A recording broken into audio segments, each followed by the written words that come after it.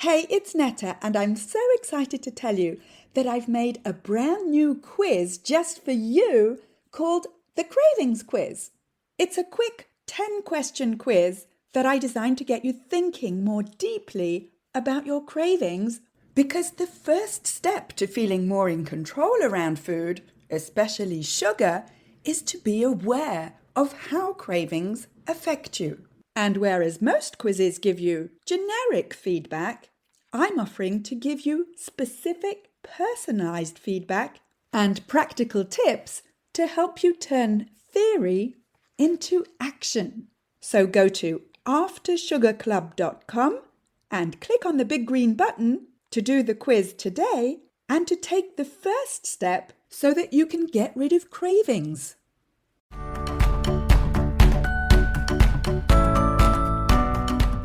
Welcome to the Life After Sugar podcast, the podcast that's not just about sugar, but about your relationship with it and also with food and especially with yourself.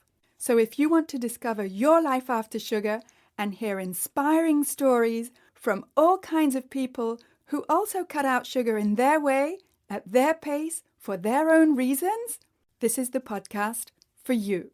Because when you take away the sugar, you can finally discover the real sweetness in your life.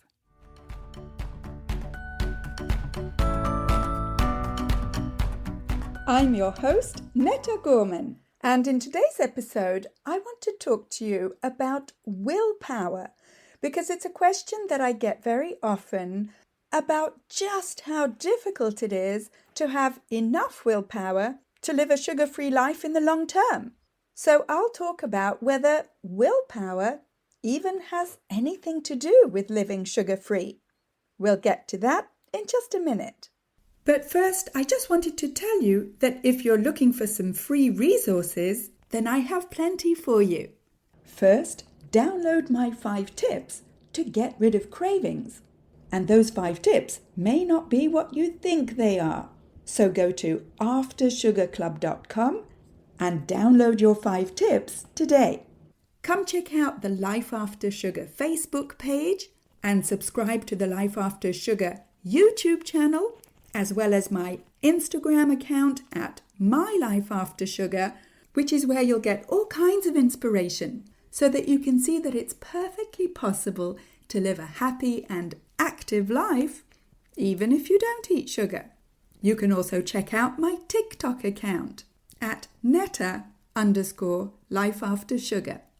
Okay, so this episode is all about willpower, and people often believe, mistakenly, that it takes a whole bunch of willpower to even make it through one day without eating sugar, let alone, like me, 10 years.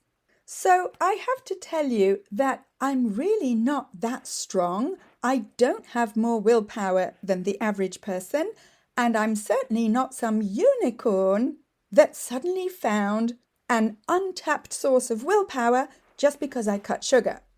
And before I tell you why willpower really doesn't have anything to do with living sugar-free, let's have a look at what willpower even is. Now, this isn't my definition, and it's not really a dictionary definition either, but there are authors that have defined willpower as the ability to resist short-term temptations in order to achieve long-term goals. Those authors include Baumeister and Turney in their work Willpower, Rediscovering the Greatest Human Strength, as well as the ego depletion theory by Baumeister that I'll get into a little bit later. And another author who wrote about willpower is Kelly McGonigal in her work, The Willpower Instinct. And the generally accepted definition of willpower involves self-control, discipline, and the capacity to delay gratification. Now, I don't know about you, but none of those things came into play for me when I was still eating sugar. I couldn't exert self-control. I certainly didn't have any discipline when I saw sugary foods. And the capacity to delay gratification? No. That was certainly not a possibility with sugar or chocolate for me.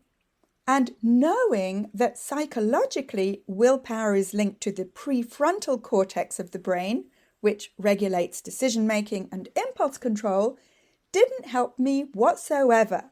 I knew the theory, but I would still reach out for the sugary foods. So much for willpower. So what does willpower have to do with living sugar-free? Well, in my program, the Freedom from Cravings Formula program, the participants do a special assignment that I created based on the book Atomic Habits by James Clear. And I want to quote James Clear when he argues that willpower is, well, pretty much unreliable as a long-term strategy for behavior change. Because what James Clear emphasizes in his book is that willpower is like a battery.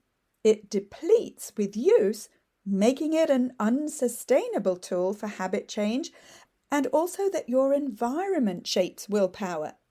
In other words, it's possible to reduce friction to develop good habits and increase friction to let go of bad habits, if you consider that eating sugar is a bad habit. And what James Clear means by increasing or reducing friction is just making a new habit easier or an old habit more difficult. And reducing or increasing friction, James Clear says, is more effective than relying on self-control or willpower.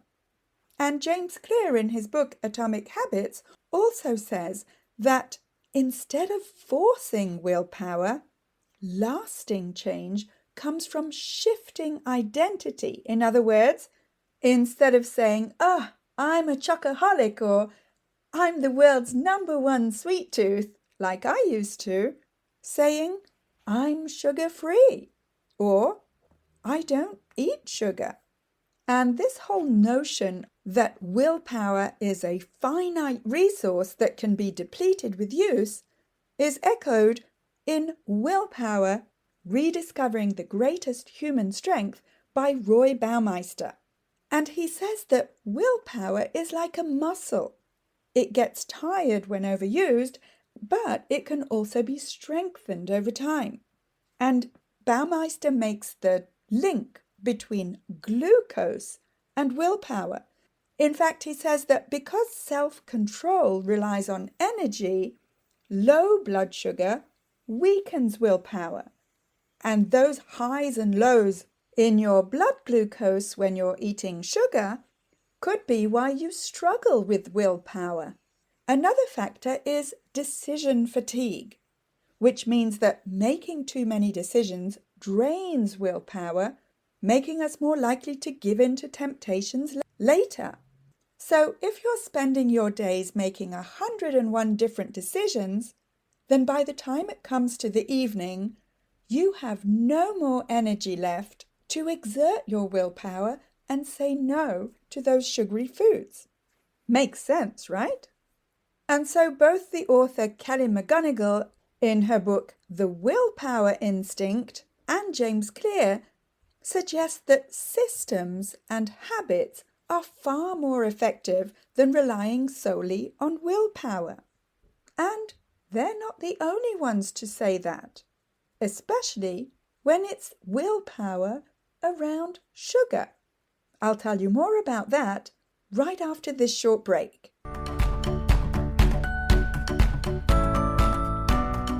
I want to take a quick break to say that if this is your first time here, then welcome and thank you for listening to this podcast. And whether you're new or a regular and you haven't yet rated or reviewed this podcast, could I ask you to scroll down and tap on the stars to rate this podcast and also to write a short review to let me know how this podcast is helping you in your life after sugar. I love reading your reviews, and when you rate and review this podcast, not only does it encourage me to continue making new episodes, but it also helps to share this podcast and have more people see it so that we can help more people feel better and lose weight with less sugar. So again, thank you for rating and reviewing this podcast and for spreading the word about sugar.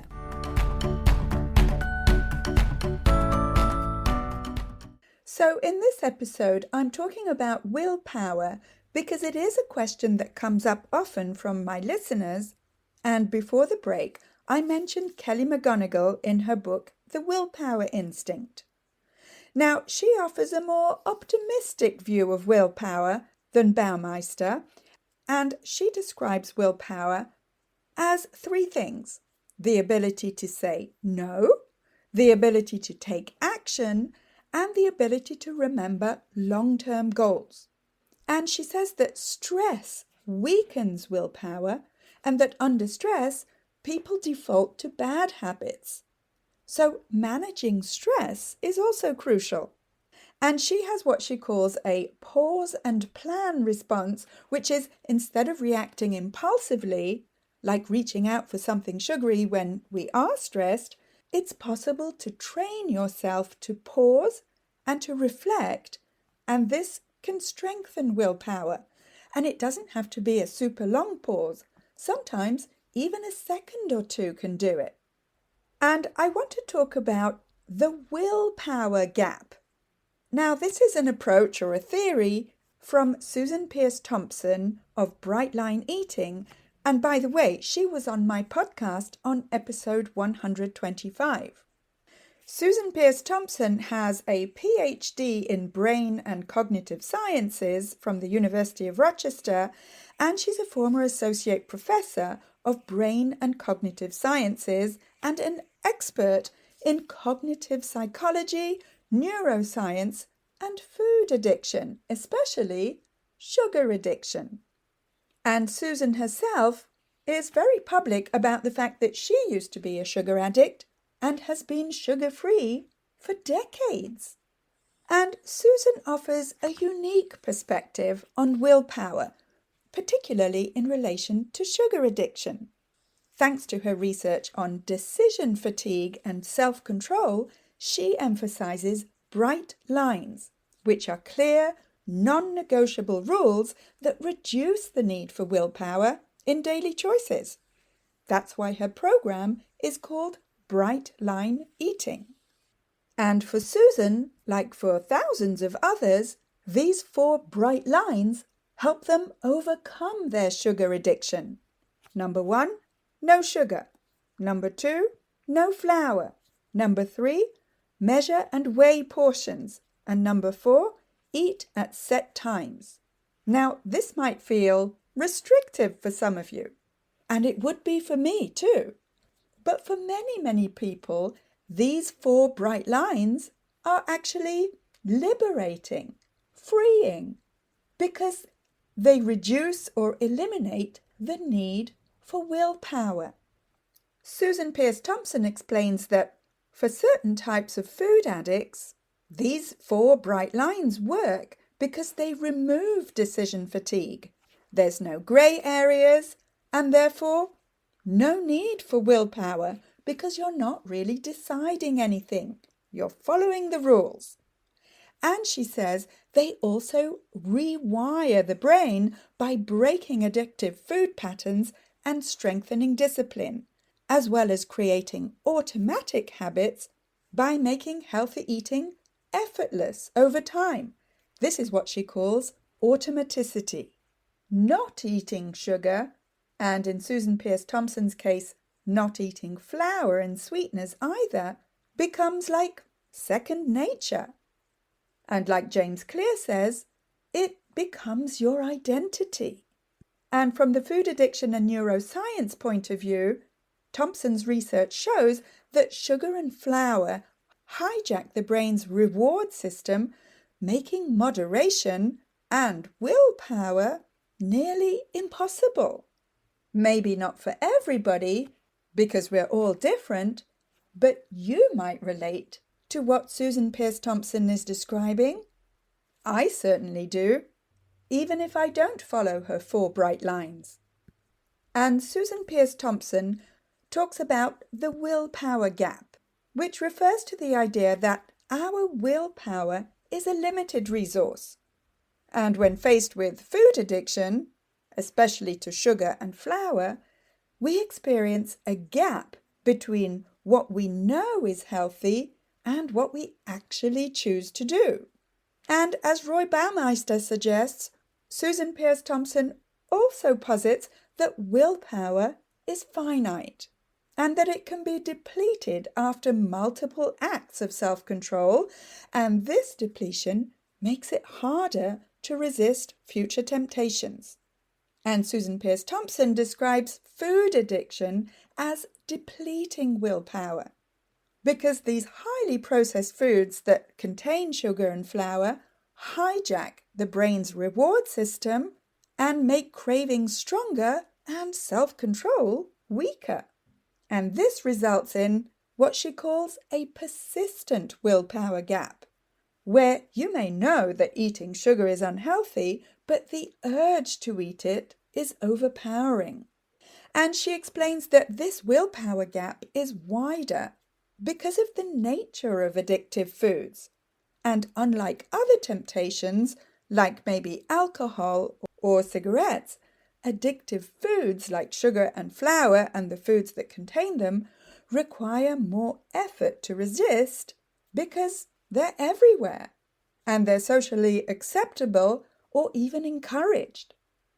And this creates an even larger gap between intention and action. So, what's the solution? Do you need to have more willpower? Or is that concept even realistic? We tend to beat ourselves up for not being strong enough, not having enough willpower. But as we saw in today's episode, the experts and the studies show that willpower is a very finite resource. And sugar and processed foods that contain sugar and flour as well sabotage the brain's ability to resort to willpower anyway. And my personal opinion is that this type of self-punishment and this belief that we're not strong enough or good enough actually comes from the diet culture. So creating automatic behaviors, in other words, automaticity, means that people don't rely on self-control alone, and therefore they're not relying on willpower. Take the example of, brushing your teeth, for example. You don't have to willpower yourself into brushing your teeth every day because it's become an automatic habit. And unbelievable as it may seem, it can become like that for not eating sugar. But cutting down or cutting out sugar is much easier said than done. And in my experience, the most difficult step is the first step. And that's why I'm inviting you to take the cravings quiz. It's a 10-question quiz that I created especially to get you thinking a little deeper about your cravings. And whereas most quizzes give you generic feedback about your score, I'm offering you a free 15-minute call with me so I can give you some personalized advice based on your quiz score. And just a short 15-minute chat together could make all the difference to get you started on getting rid of cravings. So go to aftersugarclub.com and click on the big green button, Do the Cravings Quiz. That's aftersugarclub.com and click on the big green button to do the cravings quiz. Speak to you soon.